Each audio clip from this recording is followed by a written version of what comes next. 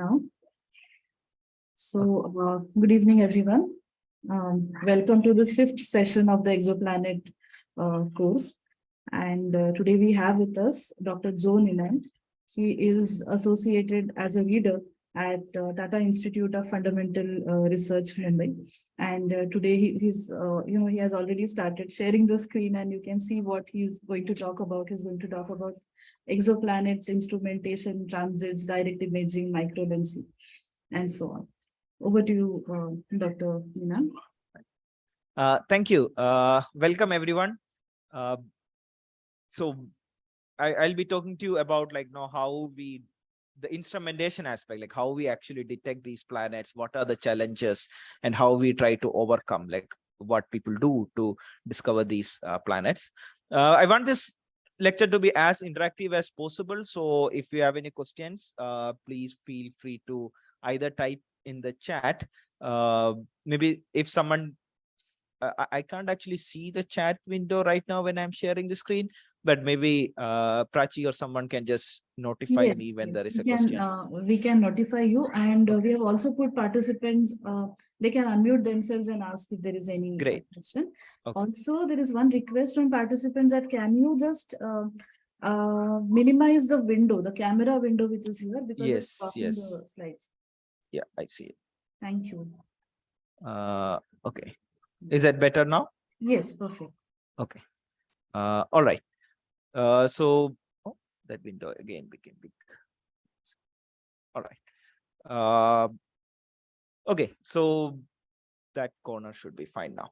All right. So as we said, not just unmute yourself and ask question. And especially if I use some jargons or terms which are not familiar to you, because you all come from a very diverse background. It's important that you stop me and ask me that, because others also might have the same questions, and they might be not understanding because of some jargon I use or something like that. Okay, so let's get into this. You already know what exoplanets are. You have been attending these lectures, so I don't have to explain what these things are. And you probably already have heard of all the different methods by which people have discovered exoplanets so far. Now, we have more than 5,000 exoplanets right now discovered by various methods. Here is just a summary of all the the most popular 4 methods. This is not the complete list, but this is the most popular, I would say, in many ways. We will go into each of them one by one in this talk, like how we actually do that. But just to give a quick overview, so you know where things stand, or just to refresh what you have probably already heard from an earlier lecture by Ravi or somebody on this topic. So first is the radial velocity method. This is historically the first method by which people discovered exoplanets. The idea is, oops, sorry, let me see if I can play this video here. Okay. The idea is quite simple. If you have a planet moving around the star, because when two bodies orbit in space, they go around their common center of mass, right? So yes, the star is significantly massive than the planet. So the common center of mass is very close to the star, and in almost all the cases in these systems, it is inside the star, but it's not at the exact center of mass of the star. It is slightly offset. So what that will imply is that as the planet goes around the star is also slowly moving around that common center of mass, right? The same period, but 180-degree out of phase, it will be in the opposite direction. And we can't, of course, see the planet because the planet is not bright enough, but we can see the star. And what we do is that, you take the spectrum of the star. So this is how a spectrum of a star will look, and it will have numerous absorption lines in it. And we will try to measure how those absorption lines, we know as a light emitting object moves away from you, the light gets red shifted. As it comes towards you, the light gets blue shifted, and so on. So what you have is a situation here where this will happen very periodically. You will see these absorption lines of the star slowly getting blue shifted and slowly getting red shifted. And this you measure using an instrument called spectrograph. We will in few minutes explain all of these in more detail. And that will give you the radial velocity of the star. And from that, you try to model and fit what kind of planet this is and on. The other method is a transit method. This is probably the most, like in terms of number of planets detected, the most efficient, uh, because it's very easy to do. I mean, it's not very easy. I mean, it is, comparatively, you can do in a large scale than other methods. Is that you basically stare at a star, continue measuring their flux, and as the planet goes in front of it, you get a dip, and that is what you detect. And as a planet, like, and then you infer that, oh, a planet passed in front of the star because it blocked that much part of the light from the star. Then there is this gravitational lensing method. So here we do use basically the gravitational lensing effect. Again, all of this we'll go into detail in a few minutes, where as a star and the planet system goes in front of a background star, they sort of, like the Einstein's general relativity predicted that the gravitational field sort of bends the light, like just the way the light gets bent around a lens and gets focused, and that will give you an increased brightness of the star as this thing passes in front of it. We'll explain this in more detail. And finally, the direct imaging method, the one other method we'll be talking about, is where the technique with which you're actually directly imaging the planet itself as it goes around the star, as it is shown in this image over here. Okay, so this is just to remind yourself. You might have already heard of all these methods earlier when you learned about the detection methods and things. This is just to refresh your memory on how we detect stars by various methods. So now we will get into details. Like for example, the first method, which is the most popular one in terms of the number of planets discovered, is a transit method. So as you can already see, what we do is that as different planets, so you have to be in some sense lucky that the place, like the star is here and the planet is going around like this. You should be looking edge on, right? Only when you're looking edge on, you will see the planet transiting the disk of the star, right? Of course, these stars are not resolvable. Our sun is the only star where we can actually see as a disk. These things, all other stars are so far away, we only see it as a spot, like basically a perfect mathematical spot there. But as a planet goes in front of it, it blocks a certain fraction of it, which is what blocks the total light from the star. And this thing that we measure, like the total light from the star, is what we call light curve. You will see that term used again and again in this lecture. This is an example of what happens. Like, for example, when a big planet like a Jupiter kind of a planet goes in front of the star, you get a larger reduction in the total light coming from the star because it's blocking larger area. And if it's a small star, it is a smaller dip. So now you might think, okay, great. So this dip will tell you the radius of the planet. Just one caveat. I mean, it's not really, it gives you the radius of the planet, but you have to, there's one detail, that a big star, like, for example, like a sun-like star. Okay, this is what is shown on this diagram over here. You guys can also see my mouse, right? Where I'm pointing to in the slides. Yes. Okay, great. So this sun-like star, you have, like, let's say a same size of like something like a Earth-like planet or something, right? Which is going in front of it. You will see a small dip like you would see over here. Exactly the same shape of the planet if it is going around a red M dwarf. So I don't know, you might be familiar with these OBGM classifications of the star. These are like the classifications of the star based on the mass of the star. Like our sun, which has a solar mass, has a certain radius, which is given by the solar radius. But if you go to, like, more heavier stars, they become larger and larger. Like A-type stars and B-type stars are like really huge. But if you go to smaller, lesser and lesser heavy stars, like something like 0.5 solar mass, they are like in the M dwarf regime. These stars are called M dwarfs. They're significantly small. They're also cooler. Like the temperature is only something like around 3000 Kelvin, while the surface of our sun is something like around 6000 Kelvin. So they are also significantly cooler. And you can see that the same size of the planet as it crosses the star gives you a bigger dip in terms of the total flux. This is simply because what you're actually measuring is the ratio of the planet radius to the ratio of the star radius. Of course, the area is what you're actually measuring is the area of the planet to the area of the stellar disk. So because area is pi r square, so it is like the ratio of the planet radiuses, the whole square, right?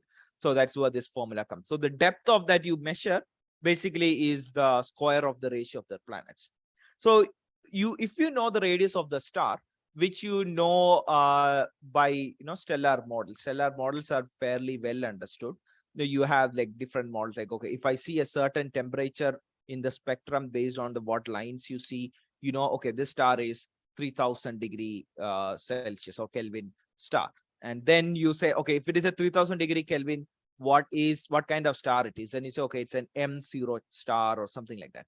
And then you have a model of how the internal state of the star is, which will tell you what the radius of the star is, or like what the mass of the star is, which will give me that particular temperature. So that is how you arrive at this. And then, so the radius of the star from all of that calculation. So all you have to do is multiply that to the square root of the depth that you see in this absorption dip. That will give you the radius of the planet. So that gives you the planet. So now you know what the planet radius in absolute term is, not relative to the star. So you can also get many other parameters out of the light curve. For example, if you just see one dip, nobody is going to believe you. But what you do is that you keep staring at the same star for long enough duration, you will see again another dip as the planet again comes in front of you. And now you have the full orbital period. So when the first dip occurred, like, so this is a typical light curve that you would see. So the first dip occurred, and then after some days you see another dip, and then after some days you see another dip. So that is the orbital period, the time for the planet to complete one full orbit around the star, right? And once you have the orbit, then the period, and if you know the mass of the star, then you know the radius of the orbit, right? This is just simply from the Kepler laws of orbital mechanics. Like, what the period is, there's a relation between the semi-major axis or the radius of the orbit and the period at which they go around. All you need to know is the mass of the star for this. So, then that tells you the radius of your orbit. And from the depth of this light curve, how much dip it occurred, that will tell you the radius of the planet. And then, so what the radius of the star is and the duration of this depth. So, if you sort of dissect this light curve, zoom in, like, average many such depths so that you get a very high signal noise ratio depth profile, which is what is shown over here. You can see that, like the mid transit is somewhere here, and this is sort of curved up over here like this. What you would see is that, this time gap, the amount of time it took to just start the ingress, and then the time at which it came fully inside the stellar disk, that is these are called, like, like the transit time, and like in the inner part, T0, T4, the different terminologies that you use for T0, T1, T2, T3, all these points. And this depth and this duration will tell you exactly where in the disk this planet crossed it. Like, sometimes the planet might cross just grazing angle, it might go like this, in which case you will get more like a kind of like a V shape with a very narrow flat region. But if it is going through the right through the center, you get the maximum flat bottom region and then the peaks. So depending on that, it will tell you what is the impact parameter. So impact parameter is, if you're drawing a straight line across where this planet is crossing the star, how far is that from the geometric center of the disk of the star that you see. For example, in this case, it is this much is the impact parameter. So all of that. So you get like a really good estimate over, like, all the orbital properties of the planet and all those things. Okay, so at this point, are there any questions? If not, maybe I will ask a question. So.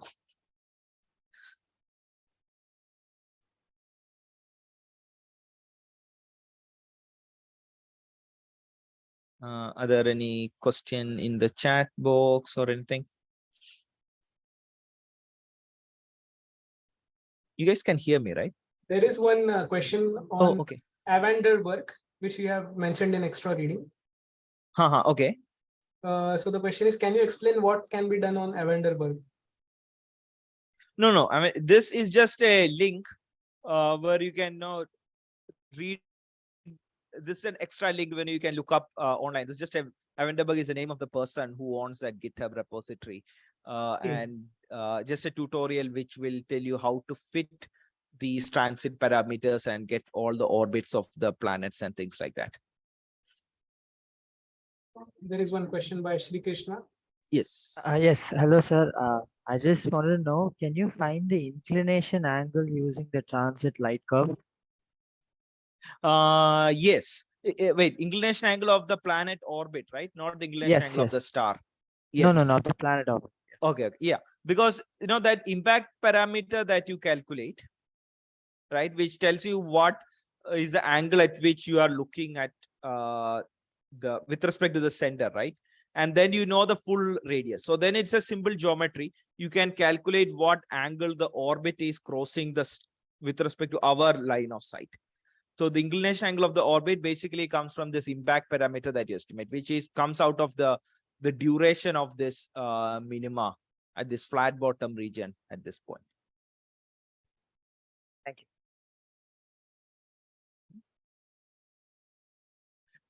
So let me ask a question. Like I said, as soon as the star enters the surface of the planet enters the disk of the star, it will be blocking a constant fraction of light, right, given by the radius of the star. So then you should basically see same illumination as the planet goes around it. So it should be like a flat bottom. But here you will see that the brightness of the star actually is not really flat bottom, even when the planet is completely inside the star stellar disk, but it actually drops and it sort of remains like this and comes up again.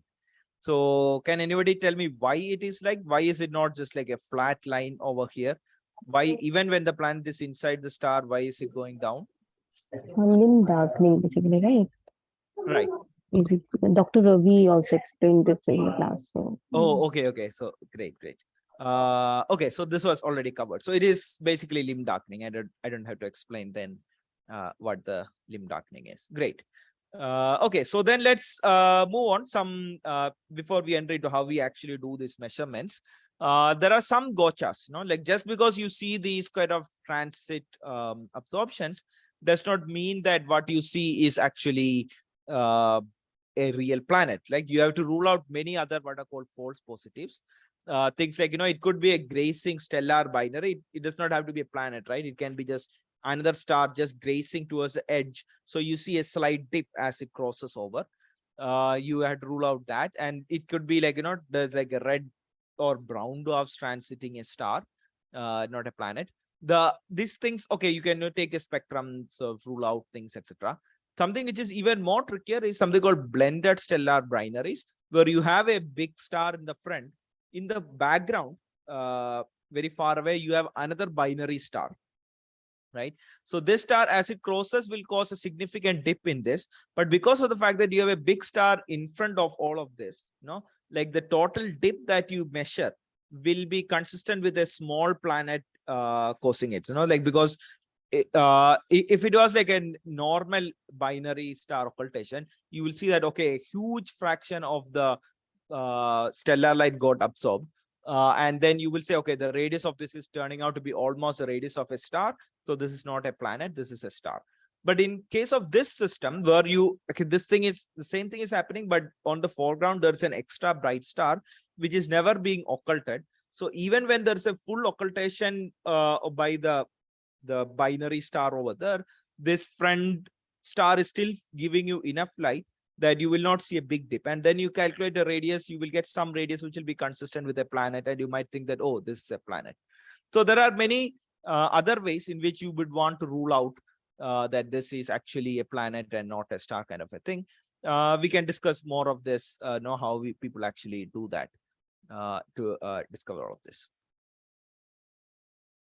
Okay, so this transit method. Now let's get into the main topic of this lecture. Like, how do we actually measure this? Like, this is nice. Like I said, that it is theoretically all you have to do is just calculate the flux of the star and measure this. But in practice, it's a much harder problem, right?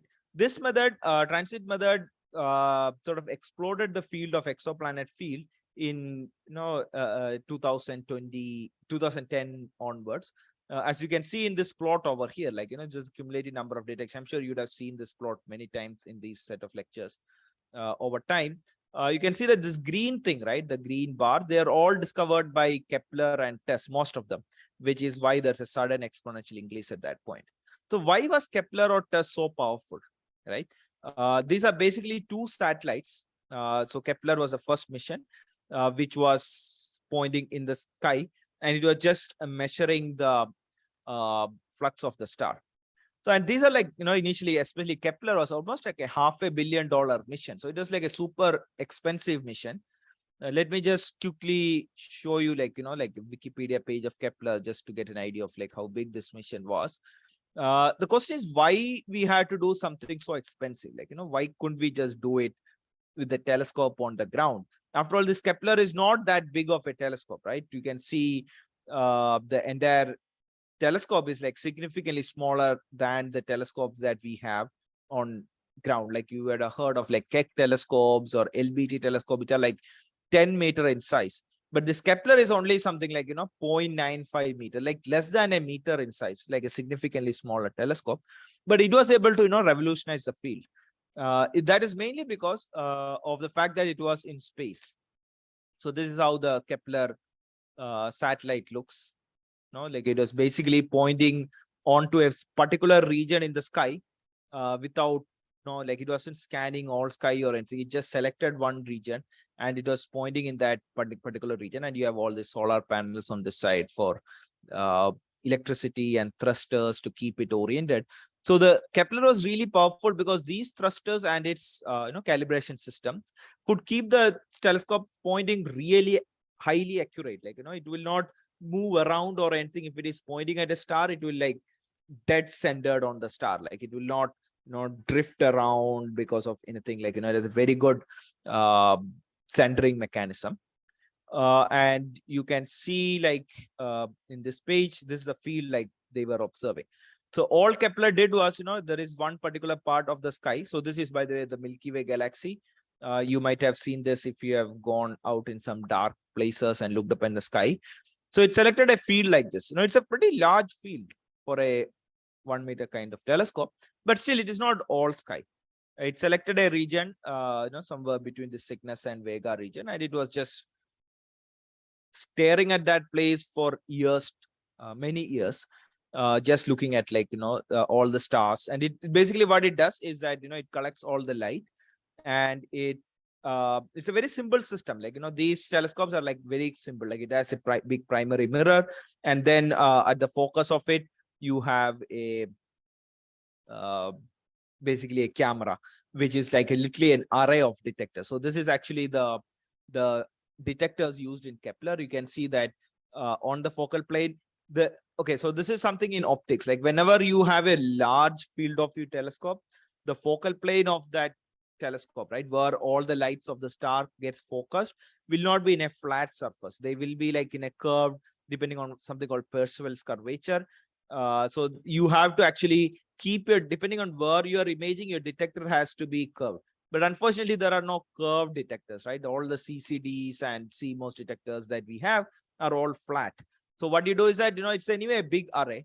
So you make your mount a bit curved so that your CCDs, etc., are also sitting on a curved plane, and then you measure the star. And the telescope keeps this entire thing pointing dead steady, so that a star which is at one pixel location remains exactly on that pixel location. It does not move around. I mean, it still moves around a little bit, and you have to correct for it or in the data, in all the artifacts because of that.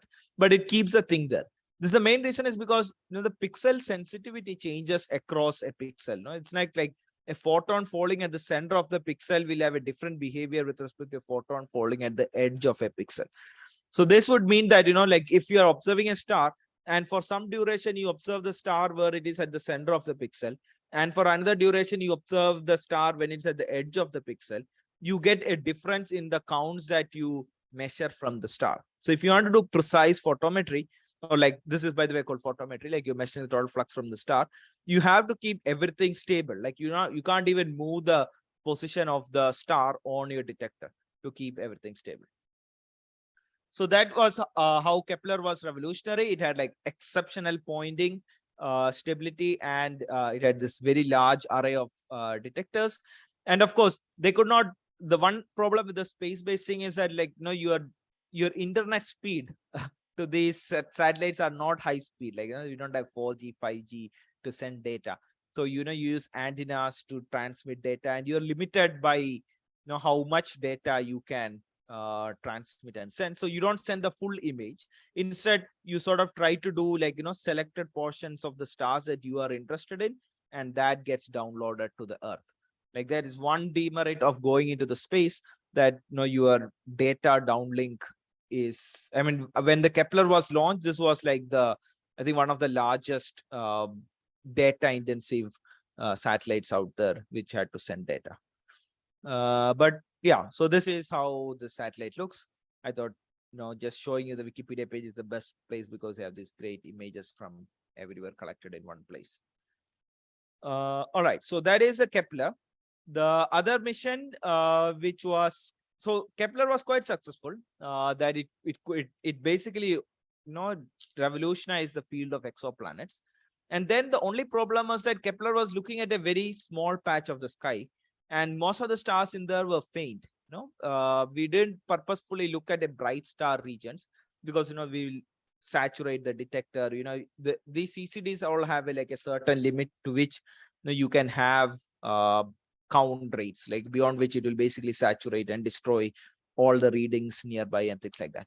So Kepler was not looking for bright stars. It was looking at for a selected fixed number of stars, but long duration. But what people found is that, like all the other false positives I talked about earlier in the slide, you cannot rule out easily without follow-up observations from the ground, and which for these faint stars are even harder from the ground. So then once the Kepler mission was over, they started this TESS mission. So TESS is the mission which is currently going on. This is actually significantly smaller telescope than the Kepler telescope. You would see that they're like, tiny telescope. You can actually see the image. But the thing is that it's not a single telescope. It's multiple telescopes. You can see over here. They are like all these sizes over here. But they are like slightly offset in sky. So the way the TESS works is that at any point in time, it will be staring at this entire regions of the sky. So you can see a significant fraction of the sky is being covered by 4 different cameras, or actually 4 different telescopes on this TESS. And it will stare at one place for like something like 21 days. And then it will go to the, like 27 days. And then it will go to the next offset position, stare at it for another 27 days, again do it 27 days, 27 days, 27 days, and it will cover the full thing. And once it covers the full thing, it will go from southern hemisphere to the northern hemisphere, and it will do. So basically, this is being a smaller satellite, but everything similar to Kepler in terms of its noise. In many ways, it is similar to Kepler, because at least there is no atmosphere to deal with. It's just all the space-related stuff. Of course, they had like much bigger field of view, which means they have more stray light problem from, like, if the moon comes in, suddenly you have the moonlight contaminating everything you're measuring, or if the sun is in some weird angle. So depending on where everything is, it's quite a lot of work to actually extract good precision photometry out of it. But still, it can do fantastic results, and it can do bright stars because it's doing the full sky. It sees everything, and because it's seeing all the parts, like even bright stars, you can immediately follow up from ground and sort of rule out all the various false positives by different techniques, which we'll explain shortly. But this is basically the TESS satellite, and that is what is actually the biggest source of exoplanets detected by transit methods these days. You would see, like, every day some new planets being discovered. That is by this method. Okay. So now coming back to this question. Okay, so these two are great. This was in space, but why do we need such, like, Kepler was something like I think $650 million mission. TESS is like less than that, somewhere around like $200 million mission, something like like less than about $500 million missions. So why do we need to go to space to do this? Like, we have like large 10-meter telescopes on Earth. Why can't we just use them? to do these observations. So this is mainly because of, there are many factors, but one of the biggest factor is something called scintillation. So this, you might all have experienced this.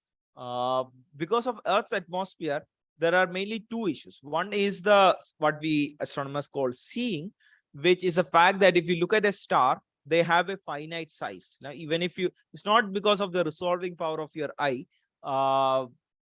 Even if you go to a 10-meter telescope and you look at the star, like, you image the light from the star onto a detector, they will have a particular size. That size changes with your atmosphere. So it's mainly because of the turbulence in the atmosphere causing all the plane parallel light rays coming from the star to get deflected, which causes it to have slightly jitter around a bit. So if you do very fast photometry, you can see that the star position on your detector moves around so fast that you get a blurred Gaussian shape structure, and this is called the seeing kind of a thing, which is okay from a photometry perspective. Actually, it's actually good that it jitters around, so you're not very sensitive to all the photon falling on a very bad patch on the pixel or something like that. But there is another problem which is associated with the transmission, that is called scintillation. And it is actually scintillation that is what is limiting us from doing precision photometry from the ground. And how does this occur? So by the way, like this plot over here shows, irrespective of what diameter of the telescope that you use, like whether you have a 1 meter telescope, you have an 8 meter telescope or a 100 meter telescope, it doesn't matter. Any magnitude of the star that is, like less than 12 magnitude, like, any star which is brighter than 12 magnitude, you are always going to be scintillation limited in how precise you can measure the total number of photons coming from the star. Fainter than that, you will be photon limited. This is like the photon noise limit, which nobody can beat, even space telescopes cannot beat. But the scintillation is what basically because of the atmosphere. And what exactly is the scintillation? This is the same thing that causes, twinkling of the star when you look into the sky. And why do stars twinkle when you look in the sky? It is basically because of the fact that, let's say the starlight is, all stars are like practically at infinite distance, and they are all coming at a very plane parallel wavefront, like, they are like all parallel rays coming.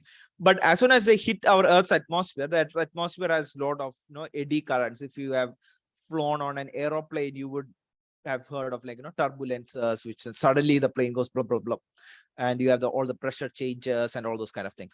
So our atmosphere has a lot of these pockets, like slightly high temperature pockets with a low pressure and things like that. And as a plane wavefront of the light passes through them, it gets deformed. That is what is shown in this image over here, like plane wavefront coming, and then you have all these turbulences which sort of deforms this wavefront, because the refractive index of the atmosphere is very sensitive to the pressure, right? Like lower the pressure at zero pressure, you have a refractive index of atmosphere is same as vacuum. But higher the pressure, you have more molecules and all those things, and your refractive index changes. So the refractive index change basically causes the wavefront to diffract in this way or that way and end up going in different directions. So which is all fine until you try to collect that light in a certain window. So the first impact of this is that the position of the place where the starlight falls shifts around, which is okay. You can always use a bigger detector and get all the light from the star, even if it is moving around.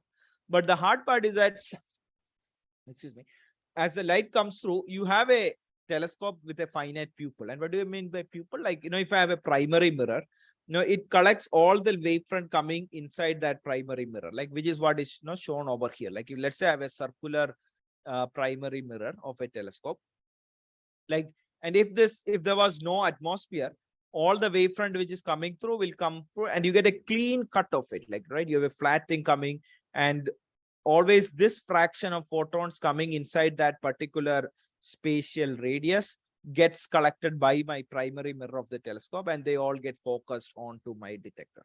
But because of the scintillation, what happens is that these part of the wavefronts, especially at the edges, can randomly, either get tilted this way or that way, right? One way or the other. And that light can actually escape your collecting aperture of your telescope, whatever is letting the light through. So what this means is that as a function of time, you will have like for some duration, you have some extra light from this edge coming into your telescope, which will get collected and falls on a detector. And for some duration of the time, some light which should have gone into your telescope actually gets deflected and falls outside the collecting window of your telescope. So it never gets converged to this. So you might have heard of adaptive optics and things like that. So adaptive optics helps you by, flattening these light curve, which is the wavefront, which has already entered the telescope aperture. So even though adaptive optics can, post-processing after the light is being reflected from the primary mirror of your telescope, can make this flat and give you very tight spot. It cannot help you with the scintillation, because here the light itself is lost at the primary mirror itself of the telescope. So no matter what you do downstream, you can never recover that light which has gone outside the detector. So this is something which you can't solve by even adaptive optics method. And this is what actually that dominates it. So if you try to measure precisely the photometry of any bright star, you would see very random fluctuations in it, which is too noisy that you can't measure for any tiny dip. And the dip that we are talking about, for example, if you want to detect Earth going across our sun, the dip we are talking about is 80 parts per million, right? So you can see 18 to 10 power minus 6. So it's such a small signal is what we are trying to detect. And you can't do it from the Earth because of all this extra noise introduced by these wavefront and things like that. So that is the main problem. So you would still try your best. Now, what are the different ways you can do? Because you have to follow up from the ground to understand various other properties of the orbit and things like that, because the spacing is there only for a finite time. After that, you have to follow up from the ground.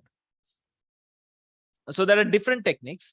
One of the most common technique, and not a technique which anybody can do if you have a telescope, is called the defocus technique. So what you do here is that, as I said, one of the scintillation is a problem, right? You get this random noise and there's nothing you can do about it. The only thing you can do about it is to average your data for really long duration, right? You just start an exposure and you average for a really long duration and then stop and then read out to your detector and you have a measurement. So if you take for long duration, because it's effectively random, it averages down. There's only one catch, because most of the stars you might be going after are bright stars, and you can't take very long exposures because the problem is that you have too much light and your detector saturates. Your pixels in a detector can only hold something like a typical astronomy CCDs can hold something like 100,000 electrons. So 100,000 electrons you will get if 100,000 photons come in, which is a very small number for bright stars, and which would mean that you have to read out fast. And most of this detector, when you're reading out, you will have a gap during that phase, your detector is not collecting any light, and you will have a gap. And that gap will imply that you can't average out this scintillation error. This scintillation noise will not average down easily. But if you defocus the telescope, the light which would have otherwise fallen into 1 or 2 pixels of a detector is now spread around a larger area, which is what is shown in this image over here. And because it's spread around a larger area, and you can expose for more duration, your pixels are not going to get full that fast. It will still get full, but at least you can increase your exposure time, which means that your scintillation noise can be suppressed. There are also other advantages. Earlier, because light was falling very focused on 1 or 2 pixels kind of a thing, if that pixel has some non-uniformity in its response, right? One corner of the pixel is slightly less sensitive than the other corner of the pixel, and small jitter motions of your telescope or something will cause the star to slightly move around inside a pixel. You will get a significant variation in the total flux from the star. So this is more sensitive to if you have a really focused point kind of a source. But if you have spread it around over multiple pixels, it's much more smoother. So even a small jitter like this will not significantly change the illumination pattern multiplied by the pixel response, right? So you're averaging out the effects over a larger number of pixels, better sensitivity to it. So these are the ways in which you can get to something like 500 ppm or so, even from the ground based telescopes. One has to defocus things optimally, so that you should not defocus the telescope too much, that you are basically in what is called the read noise limit regime. You should still be in the photon noise limit, that the measurement uncertainty of the counts in every pixel should be basically what is given by the Poissonian photon noise. Like everybody knows what Poissonian photon noise is? If is that term familiar?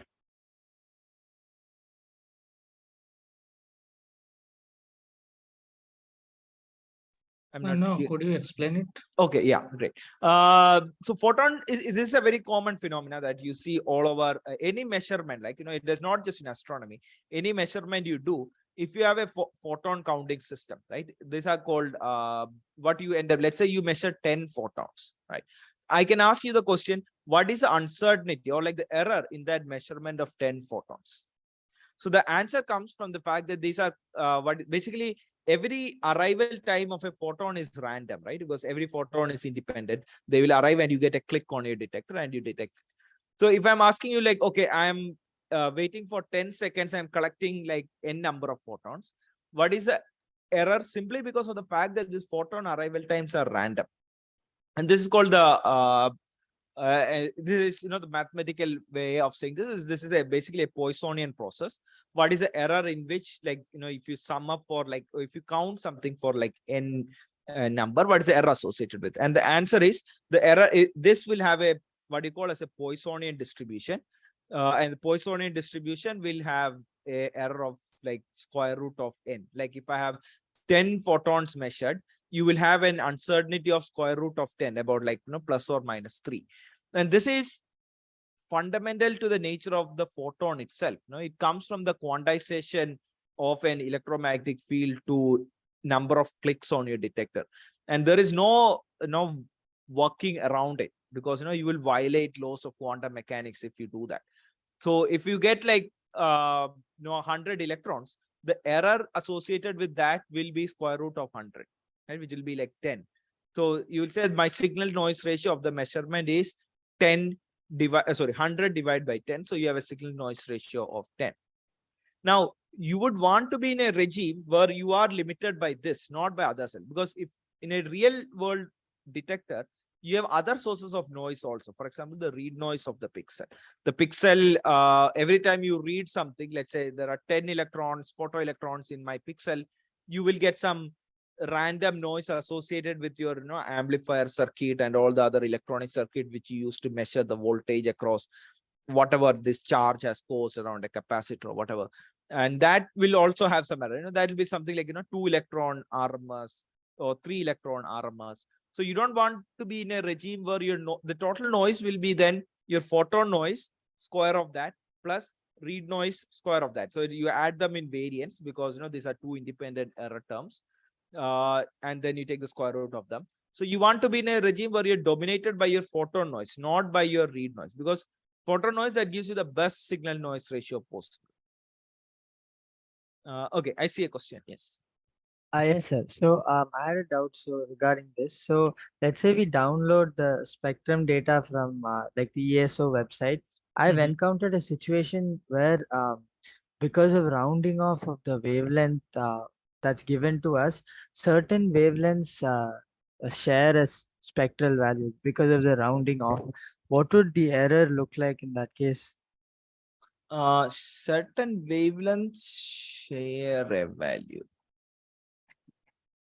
So actually, can you tell me like what exactly is the data? Like is this No, it's yeah, spectrograph data?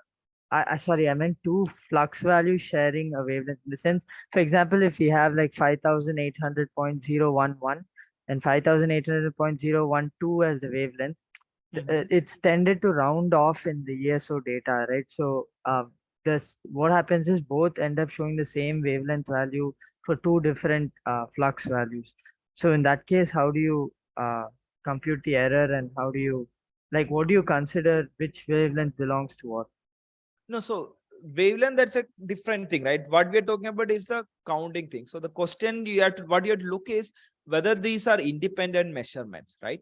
For example, even in case of a spectrograph, not every pixel wavelength is an independent measurement, right? It will be like a combination of multiple photons. The instruments have something called a PSF, or a line spread function, which tells you what fraction of this wavelength photon goes to the neighboring wavelength and things like that. But so to answer that, the first question there is, it's a bit tricky. It depends very much on the instrument, like, what is the correlation between the counts measured in one wavelength to the counts measured in the other wavelength. But what this theorem tells you, the fact that, every independent measurement. So even in a spectrograph, even if you have mix of wavelengths from different things, ultimately if you have a system or like a detector which measures the number of counts of photons, right, which is what like a CCDs or anything, all of these do, it doesn't care what energy of the photon or what the wavelength of the photon, etc. was, right? Most of these optical detectors will create one photoelectron irrespective of what the photon wavelength is, whether it is like a 600 nanometer photon or 500 nanometer photon, it will create one photoelectron, right? And you get one count, right? And what wavelength that is, that information is basically lost in most of the optical CCDs. The story is different if you're talking about X-ray and things like that, but in optical and near infrared detectors, you don't have the energy information saved. And so you have that one electron. And what I'm saying is that if you have one electron measurement, the error of that is the square root of 1. That is 1 plus or minus 1, right? If you do it like 100 times and you plot a histogram of the number of electrons that you got at the same duration of time, you will get a distribution with a sigma given by the square root of the, like, whatever the rate of the electron that is coming. So that is okay, guaranteed okay. even in the spectrograph. Okay, understood. Thank you. If the other question you asked about, spectrum is something more specific, if you email me with more details of exactly which data you're talking about, I might be able to help with that. Sure. Thank you. Right, thanks. Okay. So this is the photon noising. This is a very important concept, and you would see this, in everywhere, like, like not just in this particular measurement, every measurement and you will also hear me use the term, like, you have to be in photon noise dominated regime, photon noise regime. What I mean is that you should have enough counts in your single measurement of the total number of photons. That square root of that is your error associated with it, and that is a dominating term. All the other noise terms should be negligible compared to this. Because this is like the theoretically best you can achieve when it comes to measuring something like that. And then another caveat, which of course goes without saying, is that when you're defocusing, your stars basically grow in size on your detector image. So you should avoid it in crowded fields. When you have so many other stars, if they start overlapping, then you can't do very precise photometry or the sum of the count in them, because they basically overlap and things like that. There is one main problem with this. That is that the defocus spots that you see is like what you see over here, right? On this right plot, you will see that there are like some bright patches. First of all, you see these donuts, and do you understand why you see donut shape?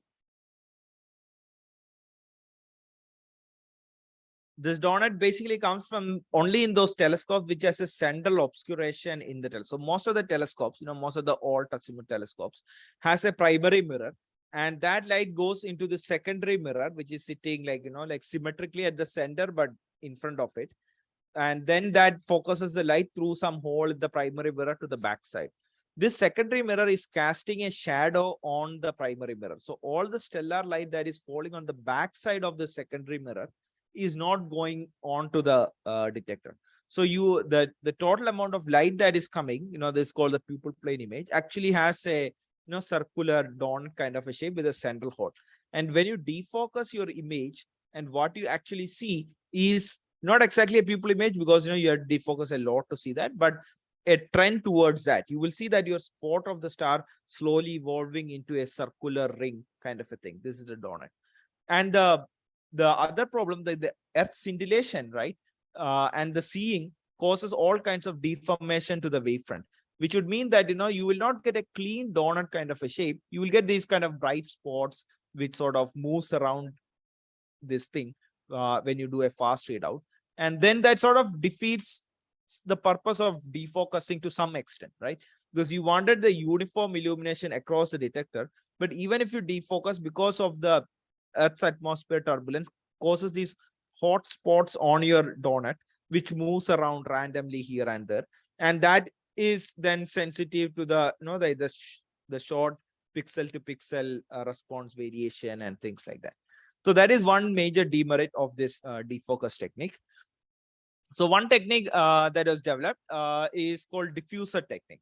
So the idea here is that you don't defocus your telescope. Instead, you put an engineered diffuser. Diffusers are basically, there's like some certain material with very, you can calculate like, some kind of substructures on it, which causes the light to sort of either diffract or refract in some certain way so that they constructively and destructively interfere, and you get some particular pattern on the other side. And you might have seen this in like these, kids toys that come, you shine some light through it, you get different shapes on the outside. So this actually like, there's a standard way in which you can engineer any pattern that you want by adjusting the, basically adjusting the phase differences across a grid in this diffuser, and you can get whatever shape you want. So the diffuser technique, what it does is that, it causes some certain deformations to the wavefront of the light that is coming through, so that light actually, instead of forming a point source star, it actually forms a circular flat top head kind of a disk, which is like something what is shown over here. It looks like this flat over here. The advantage is that this smearing is not because of Earth's atmosphere, but it is smearing because of the diffuser, and that remains really stable. So you get all the benefits of using a defocusing, because you are spreading now light more uniformly across multiple pixels, which means you can take longer exposure, which means your scintillation suppression is working, your pixel defects are getting averaged out, and all of those things. And you get like very stable illumination across the pixel. So that's a big advantage over this, over defocusing your telescope kind of a thing. And you can see more details of this in one of the papers over here. I'll just show two animations of this just to show how these compare, right? So this is actually a real data of what you see. Like, so in the first panel, you see what you typically get if you defocus your telescope. You see you have a donut kind of a shape, but the light illumination is not very stable because of the Earth's atmosphere turbulence. The light still moves around a lot, and so you do get better precision than this one. Like, the middle one is if you have a focused image. Like, you can see that as the Earth's atmosphere scintillation changes, the focus spot shifts around, like slightly deforms this way, that way, which almost becomes sensitive to how well you calibrate the pixel response and things like that. But when you have a diffused image, you can see that it is significantly stable. You still have some variations, but it is significantly stable than defocus method, focus, or the diffuse method over here. Here is, I think, just another animation. This is all from that paper. So if you actually go to that paper, you can actually see all of these animations. This is just an X cut and Y cut. This is like an actual image of a, I think, 16 Cygni star observation. So instead of a point source, you will see the star as like, a well-defined circular object. And you can see overall it remains super stable. Of course, there are some small variations. There's always be there because of the Earth's atmosphere and things, but it remains very super stable, and you get like really precise photometry. And you can actually, the scintillation you can do, the only way, of course, the long averaging helps for scintillation, but you can't do fast photometry like the space does. But at least for long duration, it sort of tends to come pretty close to space-based observations. Like you can reach up to something like 100 parts per million kind of level by this diffuser technique.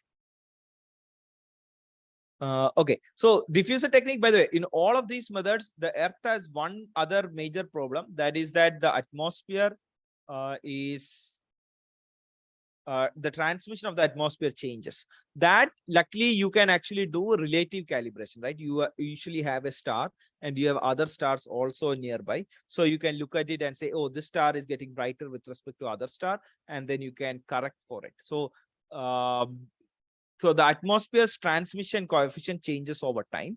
That can be corrected by looking at relatively other stars in the sky. So so that part is taken care of by what you call as relative photometry, differential photometry versus absolute photometry kind of thing.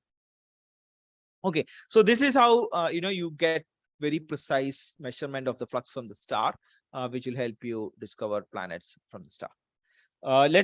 Okay, we are really running out of time. So let's go to the next method.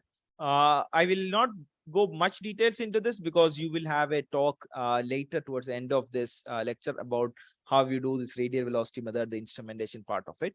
But just to, just to give you a brief idea so that you have the full picture, the radial velocity method is again by the technique as we explained earlier, because of the fact that when two bodies are orbiting, they don't go around they go around their common center of mass, which means that even though the star is significantly more massive than the planet, they move around their common center of mass. Oh, by the way, before I get into this, were there any questions on this previous transit method? Because now we are changing to a different method, so I think it'd be a good point to answer any questions on the transit method. We can see one hand up. Yes, please. Yes. So I actually have a doubt regarding radial velocity method. So if someone else has a question regarding the previous section, they can ask now. I have regarding the radial velocity method. Okay, so somebody else have a question on the transit method? Yeah, I have a question. Hi, I'm Harshita. Hi. Yeah, I have two questions. One was I could not completely understand what you meant about the transmission coefficient, and like, is it linked to the seeing factor of an object, or because I work with transmission spectroscopy, so I understand what transmission coefficient actually how good, how helpful it is. So, but then for a transit, I wasn't sure how it really matters. Okay. So what we're talking about is the total transmission of the Earth's atmosphere, like what we call extinction kind of thing. The same reason why the some days where the stars looks dimmer versus other rays because of the aerosol content in your atmosphere going high. You have like more scattering, and it affects the shorter wavelengths, like like the blue wavelengths more than the red wavelength.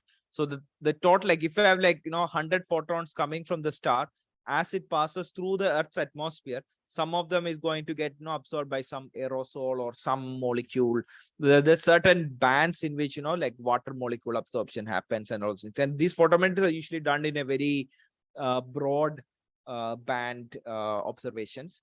Like we usually do like what you call a astronomy filter, which usually contains many narrow wavelengths. There's like a water absorption, and water is one thing which is not homogenized throughout the atmosphere, right? Like some packets will have a higher humidity pockets depending on the temperature and things. So as those columns pass through your atmosphere, the total transmission, like amount of fraction of photons which will reach you changes over time. And that is what I meant by the transmission of the atmosphere. Like it changes over time because they are not very stable as you are just observing the total counts from the star.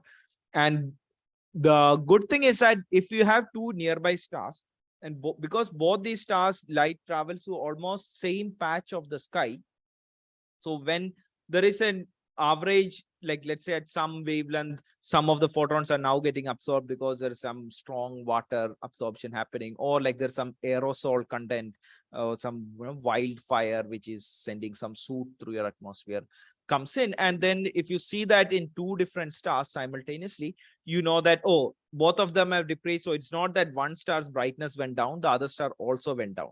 So what you do is that you always measure this star's counts with respect, you identify some n different, like 4 or 5 other stars, and you divide the total counts you're getting from this star with respect to the total count coming from other 5 stars. And so you cross calibrate, like you only detect for a change in the flux coming from this one star you are interested in, not the overall change, like which comes due to whether it is aerosol, thin clouds, or whatever which cause it. Seeing, on the other hand, is sort of independent, because seeing is basically you're not losing light in the seeing, you're just moving the light position around because you're just deflecting the wavefront. So the total count that you measure is not actually decreasing because you have a poorer seeing or a better seeing. Like the scintillation causes your count to change. Transmission causes your count to change. But the seeing only moves the position of the star around on your detector. Is that clear? Yeah, it was really helpful. Thank you. And then, like, I just had one more question. Like, whenever I'm going on an observation or thinking about writing a proposal, this question always haunts me. Is it better to have long exposures and less images, or more images and short exposure time? Like, I know it varies with the object we want to look at, but Yes. maybe thinking about transits, I usually end up going with long exposures. But what would you suggest? Like, So it is very specific to the science case you're interested in, right? Sometimes you want to have, like, for example, if you're measuring a transit, you want to know where that, T1 and T0, where the ingress just started and it came down, and you want to have that high resolution the time, right? So you will not then try to bid, because otherwise you will smooth out that transition. You want to catch that shorter period. But at the other time, you can't do very short exposures, because then you will be read noise limited. Like, you want to be in that photon noise limited regime. So usually what we do, like when we go for these observations, we can completely simulate this. You know what the brightness of the star is, you know what the throughput of the instrument is.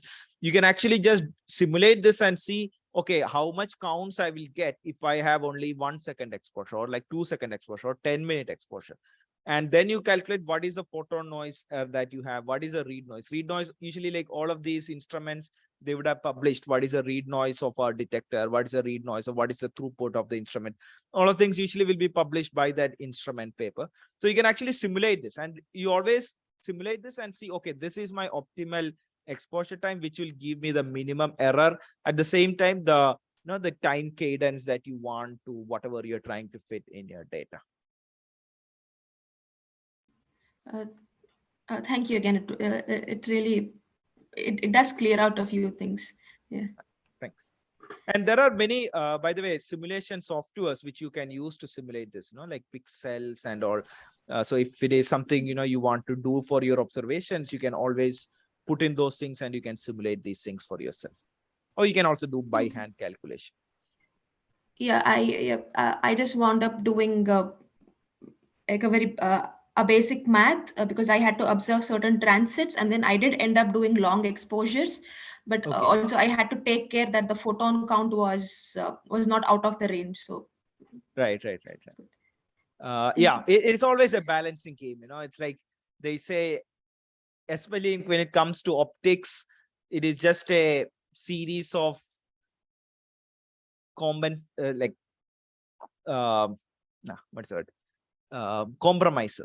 like you have to always compromise on something to gain. So it's like a optimization of different compromises you have to make. yeah, I completely agree with that. Thank you. All right. Are there any questions on the transit before we move to the other sessions? Hello. Hello. Yes. Hello, I'm Sarvesh, and I Hi, had a Sarvesh. question about something you had said early in the lecture. You had mentioned that we may sometimes falsely identify some of the exoplanet transits when they may be a binary star companion Exactly. or a brown dwarf something. So how do we identify those, like they are exoplanets and not or they are brown stars? Or also it may also be that some of those stars may be just a variable star showing a change in flux. Right. So the second part is usually more easy to detect, because they don't usually have this nice, when a variable star will not have such a nice flat sharp drop which remains flat and then comes up. And also you wait for it to appear. Like usually when like when Kepler, TESS, etc. releases planet candidates, you would have heard, like, they don't call it planets, they call it planet candidates. It has at least had 3 of those dips which are coming, like, exactly the same period that you expect. So it's not some random variability coming in and going. So 3 is kind of like the number typically people wait to call it like a planet candidate. And it is still only called a planet candidate. It's not called a planet. Then there are other methods, one of which is the radial velocity method, by which you try to measure and see that, if it is a binary star, right? If you see such a kind of like a dip, you would expect like a significantly large radial velocity than a small mass planet, right? So you can rule out certain conditions. So there are always, it is a very source specific thing. Like every planet discovery papers involves very detailed discussions of how they can rule out this scenario, how they can rule out this scenario. They can be by, many different methods. Like for example, this method of a foreground star. One thing that might work is that you go back to like, some old surveys of like the DSS post surveys, which is like now 60 years ago, they did a all sky survey. And these stars move, they have what you call proper motion. They relatively move over time. So if there is a background star and we have now the Gaia measurements, we will know that, okay, there was no background star at that location when this foreground star was at a different position, right? And then you can sort of say that, okay, there can't be a background star, hence that this is not a dilution of some other background or a foreground star. So all those kind of arguments. So it's a very source specific thing. So every planet candidate, when you call it as actually a planet, or like you say, okay, I've discovered a planet, involves basically ruling out all of those different things to whatever best you can. By the time there are always some scenarios which you can't rule out, but that scenarios are like so unlikely, it's like maybe 1% of the time it might happen. You would still go ahead and say this is a discovered planet because the probability of that is very low, kind of a thing. But it is usually by other methods like this that you validate the planet. Yeah, got it. Thank you. Thanks. Okay, so let me just quickly go through other things because we are also running out of time. Then we can again come back to questions later. So radial velocity method, as I explained earlier, is simply because when two bodies orbit, they orbit around their common center of mass. The amplitude of that, that oscillation, like depends on the ratio of the mass of the planet, right? If you have a really massive planet and a not so massive star, their common center of mass will be much further away from the planet, from the star. So that star is going around at a much bigger orbit, so they have like a larger velocity. But if it is the other way around, it will have a different velocity. So this is actually the formula for it, and I'm not going to the detailed readings of it, but you can just look at this formula and you can understand why it is like that. For example, sin I, that is the inclination angle, right? So if you have a planet system, you have a star and a planet going around like this, and you're looking at it face on, right? Then even if the star is moving around the common center of mass, it is not coming towards you or going away from you, because its motion is in a plane perpendicular to you, and you will not detect any radial velocity change. So you can never really rule out the mass without that inclination factor, unless you know inclination factor by some other method, one method being the transit method. But in other cases, you may never rule out that sin I. So, you always see planet mass reported as M planet sin I kind of a thing. And then how eccentricity and then the mass of the star and things like that. So just to give you a rough idea of what numbers we are talking about, if it is like a mass of the planet is about like something like a Jupiter, if you just put in that value, it'll come something like around something like 28 meter per second. That is kind of like the a Jupiter kind of planet around a solar mass star. By the way, I don't know, you might have seen this kind of equation. This is like, astronomers' favorite way of writing equations, where you scale everything to some standard numbers, so that, you can, the first term over here will tell you directly what it is in the ideal, that special case if it's a Jupiter mass planet or around a solar mass star kind of thing. So you would have seen this kind of representation of an equation, quite common in astronomy literature. If it is like, Earth-like planet going around our sun, for example, Earth causes something like 0.09 meter per second. So it's like literally 9 centimeter per second is the radial velocity. It's such a slow motion that the Earth causes around the stars. So it is like a really crazy slow speed that we are trying to detect from the lines of these detectors. And the one obvious thing you will realize from this is that massive planets orbiting very close to low mass stars are the easiest to detect, right? That's simply because of this observational bias, because they will have a much higher amplitude in the radial velocity, and hence you will detect them. Towards the end, we will talk about how this actually implies in this thing. This is just how you parameterize the orbit. You have to do this three-dimensionally, like depending on the angle. I will not go into much details of it, but basically just to give an idea that, you might think that, okay, it's always going to be a sinusoidal shape. That is true if you have a circular orbit. But if you have an eccentric orbit, like, all orbits, are like slightly elliptical. They are never circle, right? So depending on that eccentricity, there is a short duration in which planet is very close to the star, in which they are moving very fast. So when the planet is moving very fast, the star is also moving very fast.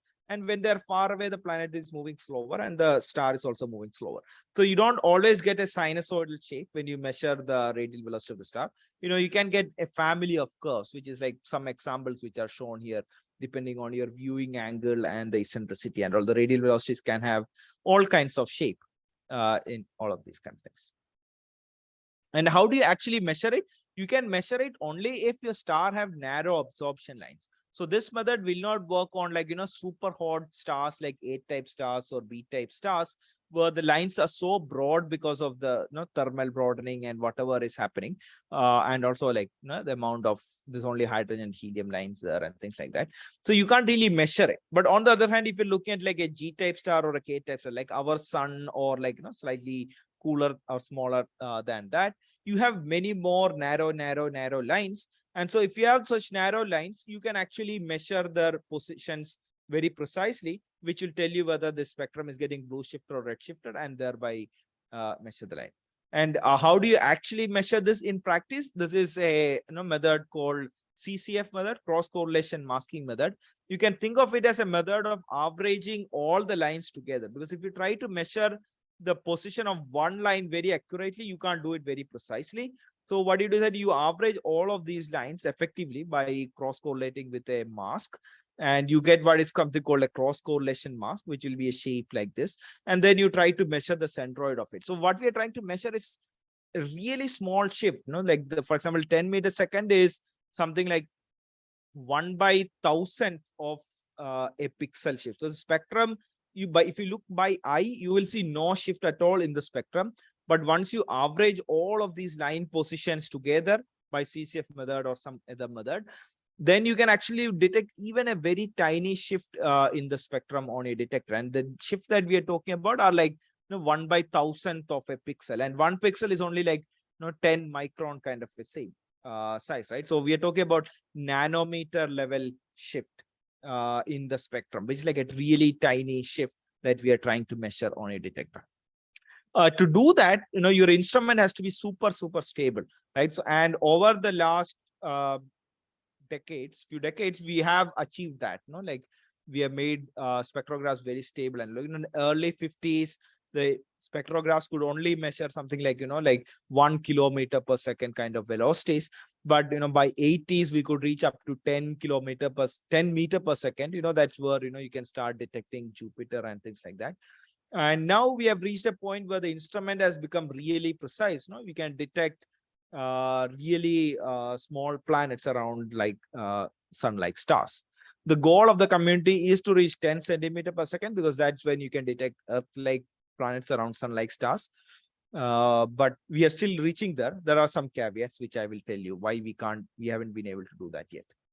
But basically, how do you do this? Like, your spectrograph has to be super stable.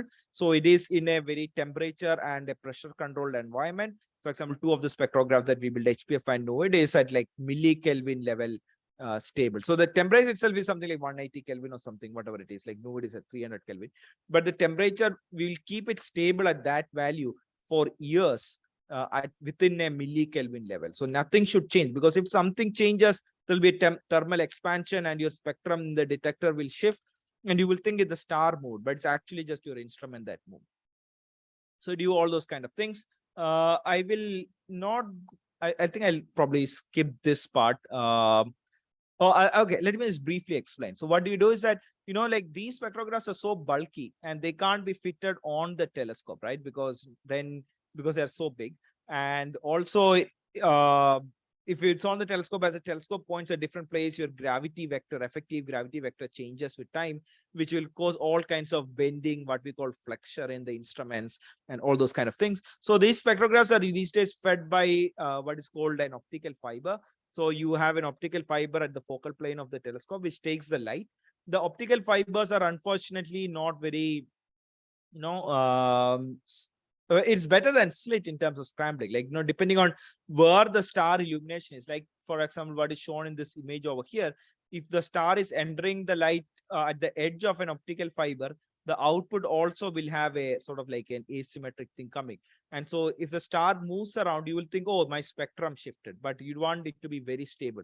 So there are like some tricks, called scrambling. You do certain things to the fiber to make the basically average out everything so that you get a very stable output coming into your spectrograph. And the light that comes under the spectrograph, this is how a typical astronomy spectrograph looks. Just to give you an idea of how spectrographs work, the light from the fiber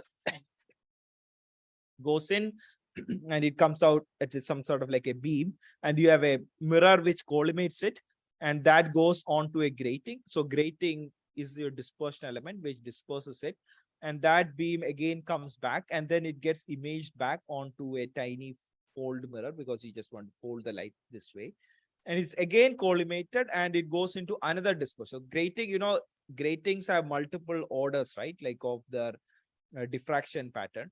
So all of those different orders will all follow the same wavelength. You want to spread it across in the opposite direction, so you put a prism or another grating depending on your instrument, and then that is what disperses the light.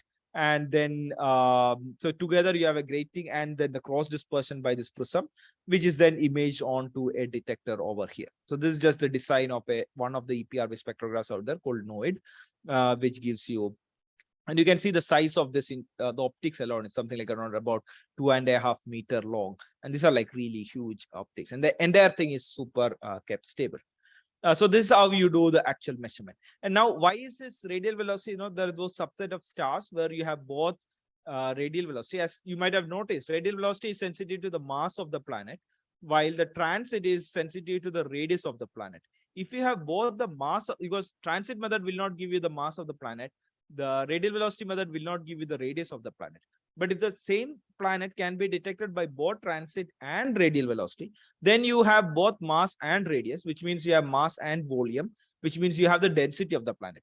And once you have the density of the planet, you can start talking about whether this planet is a water world or like a rocky planet or like a gas giant like our Jupiter, water world like our Neptune, or a rocky planet like our Earth, Venus, etc. You can start populating this in this what you call mass versus radius diagram and start talking about what kind of planet it is and things like that. I told you, like, these days instruments can do very precise measurement, but we have still not been able to achieve 10 centimeter per second, the goal of the community to detect Earth-like planet around sun-like stars, mainly because of the fact that the radial velocity that you measure is an average velocity of all the things happening on the surface of the star, right? Like you have all kinds of fluid flows, which, causes blue shift, red shift, and all those kind of things, which is what basically causes this flow, and which makes it really hard. Like, for example, if there is a sunspot on the surface of the star, it breaks the symmetry of the full surface, and you are like the average radial velocity that you measure, and it gives you all kinds of spurious things and all. Okay, so I will not go much into it because we have two more methods to cover and we have very little time left. So let me just finish this, and then we can take back questions and explain things in more detail, or the portions which are not clear. So the other method is a micro lensing method. This is a really powerful method to detect really small planets. Like, like the sensitivities can go as, it can sense even like Earth mass or even lesser mass than Earth. So it is actually one of the most sensitive method. There's one caveat though, that, you can detect it and that's it. You can't follow up and study it more. Why? I will explain in a minute. It is also powerful to detect free floating planets out there, like not just planets going around a star, just simply roaming planets which got kicked out of some solar system and just floating away through vastness of our space. Okay, so what happens here is that what you have a system, you have a background star, and in the front you have a planet with a star with a planet around it, and then in front of that you are there. So basically between you and a background star, a star with a planet is slowly coming in from one side and going out to the other side, right? And now when this star, the intermediate star, comes in between you and your background star, the gravitational field of the central star basically bends the light coming from the background star towards you.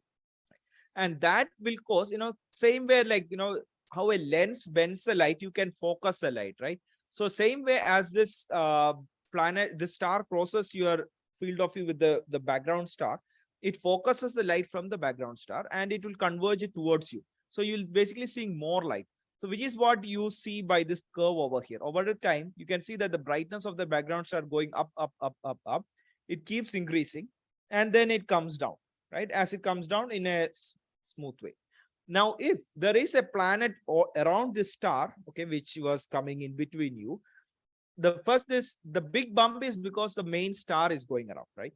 And then your tiny planet comes in front of it. And the planet also has its own gravity, which will bend the light, but of course, much weaker than the star, that it will bend the light. And you will get a second peak over here, right? Depending on where the planet is with respect to that. And that is how you detect micro lensing, like, so you say from there, and then you can model, you can use Einstein's ring and like some calculations, which tells you what the mass of this planet is, which would cause this blip and what this blip is and all those kind of things. So this is actually data from OGLA survey. And this is how you detect. And this is the only thing is that, and then the planet and the star moves away out of the position where the background star is, and you will never be able to detect it again. So, it's like you detect it once and gone. So from a follow-up perspective, it's not that great, but it is great from a statistic perspective. You want to know what fraction of planets have stars of this mass. And this is quite sensitive to even Earth-like mass and things like that. So there are like, what kind of instruments you need for it? Your requirement is similar to photometry, like it's a transit thing. But the only thing is that you want to be like, as large field of view as possible, because the probability of these events happening are really small. And you want to be like, trying to measure these kind of slow variations. So, the amount you average, etc. are different. So there are many surveys like this, like there's this micro lensing observation astrophysics MOA survey. It's like a 1.8 meter telescope, but large field of view, 2.2 degree square degree. It's like a really large field of view. And there's this optical gravitational lensing experiment. There's a Korean micro lensing telescope network. It's like a network of telescopes around the world, like sort of observing some region of the star. And there are new things coming up, like, for example, Nancy Grace Roman Space Telescope. This was originally called WFIRST telescope, but this is it's been renamed to Nancy Grace Roman Telescope. This will be a space telescope. This is not launched yet, which is like, 2.4 meter in size, but has like something like 0.25 square degree field of view. And this will be near infrared. This also will be a fantastic instrument, which will do a very high, large field of view observations of the star. And you can see, like, it kind of, it looks like this, and it will be staring at a star all the time, staring at some parts of the sky and then moving on and observing. And they have like various surveys, etc. planned with this mission. Yeah, I just put a link here. You can go there, you can see more details about these missions and things like that. Okay, so let me also mention the other really cool method called direct imaging. So all the methods I mentioned so far, you are not actually detecting the planet itself. You are indirectly detecting the presence of the planet by its impact on something else. Like, for example, the impact on the star itself or on some background star or whatever, right? In case of the... So direct imaging is a technique where you're actually detecting the planet itself. The only thing is that if you look at these planets are so close to the star and the star is so bright, right? So the plot over here shows the contrast in that image. Like you have a super bright star, and if you have a Jupiter, how bright that is with it. You can see this in logarithmic scale on the y-axis over here, and you will see the values are like just like huge, like orders of magnitude different, many orders of magnitude different. Oh, sorry. So what you can do is that there are these warm young orbital planets which are like slightly more warmer, which are more easier. And what you want to do is that you want to block the light from the central star so that you can actually see these faint stars surrounding it. How do you do that? You use something called coronagraph. So here is a nice explanation of how coronagraph works. Let me just skip through here. Okay, so the light from the star comes, right? And gets captured by your telescope. So this will have some deformations, etc. And it gets focused onto a spot over here.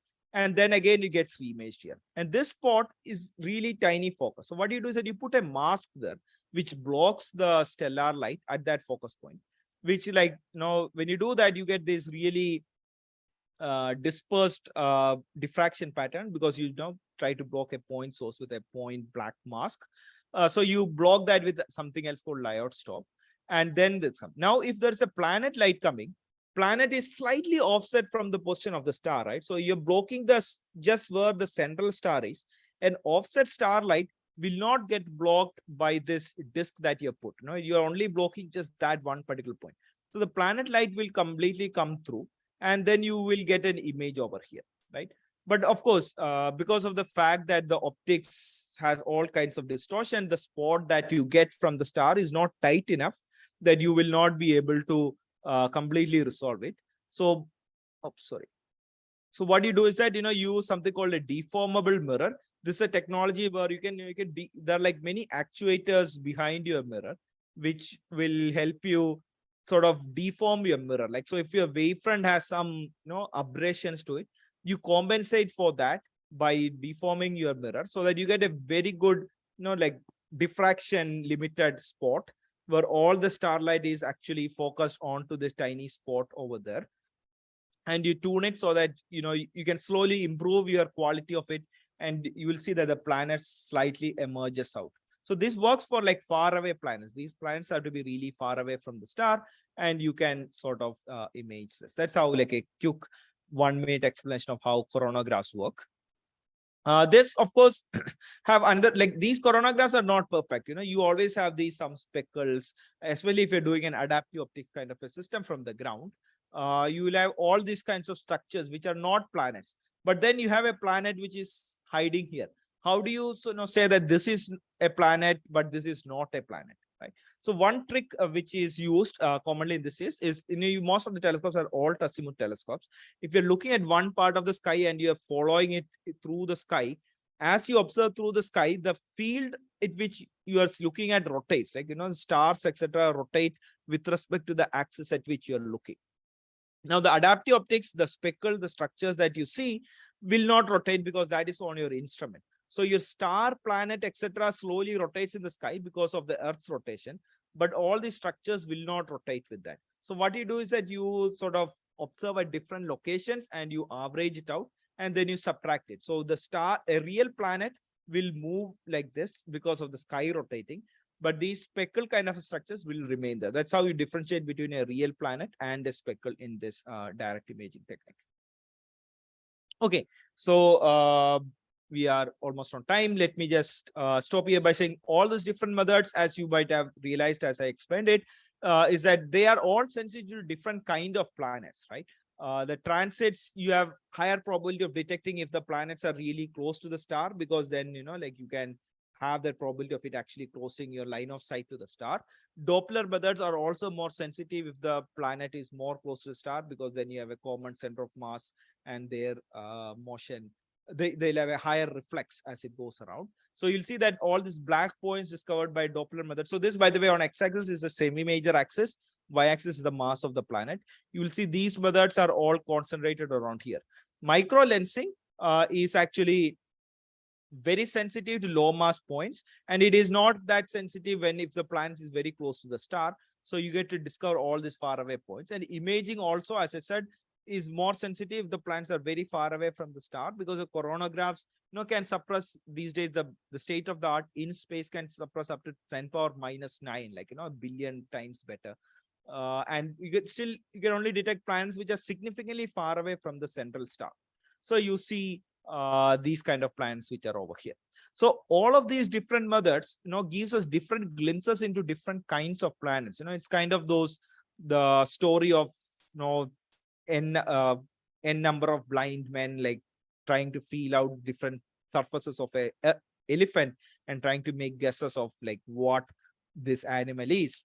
And the way we are doing this is also something similar. All these different methods tells us about different kinds of planets, and then, like these wise blind men, we talk to each other and try to create a complete picture of the system. So with that, I think I will stop this lecture by leaving this plot. Again, this plot actually tells you a lot about all of these different methods, like how micro lensing can detect planets which are like really small. What is the sensitivity region of the radial velocity, which you can see where these plots are, where you have a lot more points by different methods and things like that. Because we're out of time and we need to take some questions, I think I'll stop here, and depending on the question, we can answer more and discuss things more. Thank you, Dr. Joe. It was a very interesting session with a lot of videos, interesting graphics and all. So we are open for questions. We can take 1 or 2 questions because we are short of time. Right. People, you can unmute yourself and ask.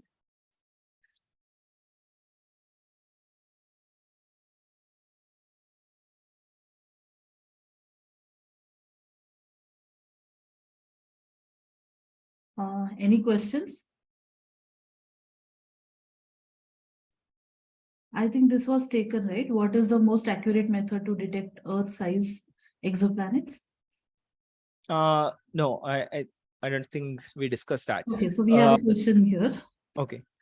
Ma'am, I have a question. Yes, sure. Why don't you go ahead? Then I will explain. Yes. Yes. In the last method, that is that I think the lensing method, micro lensing method that described, I think we have to monitor both the planet and the star system as well as the background system simultaneously. That means when the star considering the planet will come in front of the background stars. How do we take care of this thing? Right. So most of the surveys so far is that you just keep staring at it. Like you wait for all of these, you're looking at all these stars. You have like a photometric system which is continuously taking images. And then you like measure the brightness of it. And when you see that, oh, some brightness is increasing, you immediately look why it is increasing, like, what it is. But thanks to Gaia, now we can actually predict for many of the stars when they will actually cross, like, where the proper motion of these stars. And that when this is going to cross some other star. So we can actually now predict and plan our observation that, oh, this is the time we should look at these set of stars because they are going to cross. But it is still a bit cumbersome. And, the chance of you able to detect is still small. So most of the surveys still like, identify some regions and just do like continuous monitoring. And this is like imaging. So it is pretty easy to take like a large field of view image and take the images and measure the flux from each of those stars continuously over time, and then detect whether there is an increase happening or decrease and things like that. Okay, thank you. Yeah, so maybe we can take this. What is the most accurate method to detect Earth-size exoplanets? Right. So actually this plot tells you that, like, the radial velocity methods, currently, if we are like at 1 meter per second, not because the instrument is not capable, but because of stellar activity, this is kind of the line. Like, so this plot basically shows the mass of the planet versus the semi-major axis thing, right? So if you want to detect Earth-like planets which are very close to the star, that is possible with the radial velocity method, or even with transits, so Kepler and all those things. You can see this blue line over here shows the sensitivity like a space-based Kepler was doing. So we could do it. But if you want to detect like, Earth-like planet, which is like really far, like not really far, like 1 AU distance, just like Earth from the sun, you can see that the current radial velocity method or Kepler method cannot do it. Unless this planet they're looking for is around some smaller size stars, right? Like M dwarf star kind of thing, like stars. But if you are looking for an Earth-like planet around sun-like star, these methods are not sensitive. So micro lensing is totally doable. Like, like micro lensing can detect Earth-like planets around sun-like stars. But the problem with micro lensing is that you detect it once, and as I said, you can't detect it ever again. Well, one exception case, one is that, if you're detecting it in the space, and if you immediately follow it from the ground, there is a probability that you can detect it from the ground as well. So you can still get 2 points. You can measure it, which may or may not tell you. It will tell you some aspects of it. It will know the mass of the planet, etc. But you will not know any other details of like orbit and all those inclination angle or whatever, all those parameters. So it is not really that great for actually done. So the goal of the community is to actually push this radial velocity method, like somehow solve this problem of the fact that the surface of the star is not a homogeneous thing and it has all kinds of flow. Try to take that out of your radial velocity data so that you can actually detect Earth-like planets around sun-like stars. So that's like the holy grail goal of the radial velocity community. the transit method is also trying out, like there are different methods being explored to do even more precise transit photometry to see like Earth-like planets. The thing is that by transit method, you need a data because at least 3 times if you're looking for the dip, it takes about a year to go around star, right? So you need to observe a star continuously for minimum of 3 years to detect a dip in the star, which is like a really hard thing to do because, you have to have everything stable, not fail. Like, Kepler failed one of its gyro wheel, which affected its precision and things like that. So you need to have a system which does not fail for 3 years at least to detect Earth-like planet around a sun-like star, and also it has to be much more precise than existing technique. So you need something even bigger. The imaging technique, etc., has a really long way. I don't think at any point we'll be able to detect Earth-like planets with the imaging technique. You can see this values over here. So that's where different methods stand in order to find the Earth over. Oh, by the way, these actual shapes are the real planets in our solar system where they fall, and Earth is right over here, this blue thing over there. Thank you, sir. Thanks. Yeah, thank you. Yes, so it's 6:08 already. So if you wish, we can have one question because we have 2 more in the chat box. But yeah. Okay, yeah, we can take more questions. Yes. I'm okay. Yeah. Okay, so anybody wants to ask? Bruno, would you like to ask? You have a question in the chat box. I just have one question because this blue line, the Kepler, what about planets below it? How were they discovered or detected? Which line? You're talking about this blue dots over here? Yeah, because there is like no boundaries. Yeah. not No, so any- this line is actually for like, a solar radius star kind of a thing. You can detect what is actually plotted here by this review paper is all kinds of planets which are discovered by the mass and the AU, right? So you can actually detect if the star is something smaller, you can actually detect more like even smaller mass stars because it's after all RP by R star that matters. So these spots are basically the full sample set, while these lines represents if you have like a sun-like star, what is the thing. So that's why you'll see some of these blue points going below this blue line, because this line that represents slightly 2 different things. Like this is the full sample, and there have been some cases where you could actually detect even such a small mass planet because of some special case property, like the star was very quiet and things like that. There are a lot of special cases, but these lines basically represent what a typical scenario is for like a sun-like star. Okay, I understand. Thank you. Okay, thank you. Thank you so much, Dr. Joe.